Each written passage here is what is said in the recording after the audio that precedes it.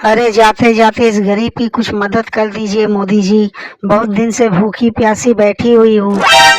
अरे हाँ हाँ, क्यों नहीं सोनिया जी। यह लो 10 रुपए का नोट। आप भी खा लेना और साथ में पप्पू को भी खिला देना। लेकिन मोदी अंकल, 10 रुपए में आजकल क्या होता है। हम माँ बेटे खाएंगे तो कम से कम 100 रुपए तो चाहिए ही।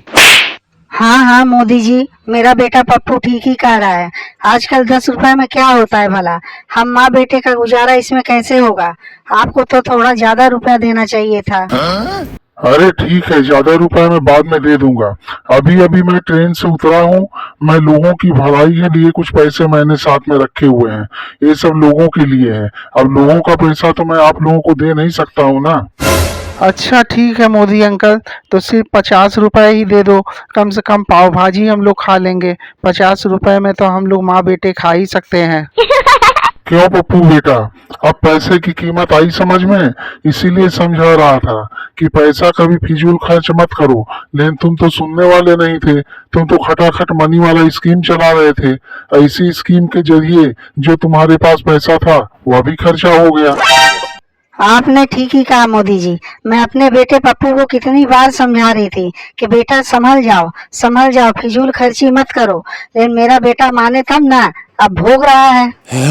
नहीं माँ, तुम भी कैसी कैसी बात करती हो।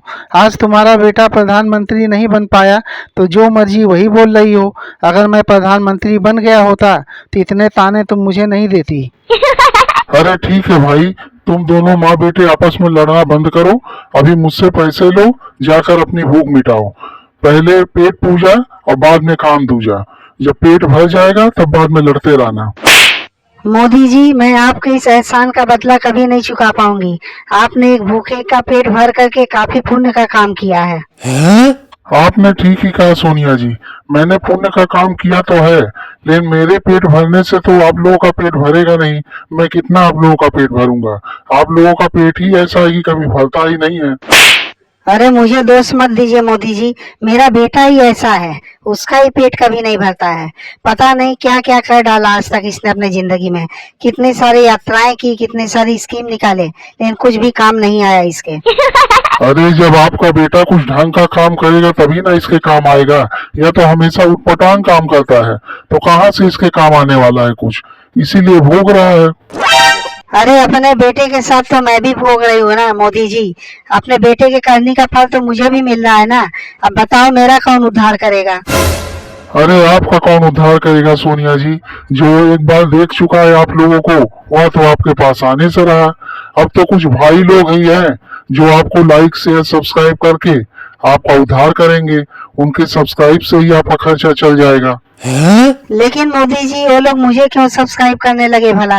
वो तो करेंगे आपको ना, हमें थोड़ी करेंगे। हम तो कहते भी रहेंगे तो भी कोई नहीं करने वाला है। अच्छा ठीक है, आप लोग चिंता मत करो। मैं बोल दे रहा हूँ। मेरे प्यारे भाइयों और बहनों, आप लोग जरा इस वीडियो को लाइक शेयर सब्सक्राइब कर देना, ताकि आपके दिए द्वारा दिए हुए सब्सक्राइब से इनका कुछ खर्चा चल सके और इनकी मजबूरी मिट सके। तब तक मैं इनको और कुछ पैसे का बंदोबस्त करता हूँ।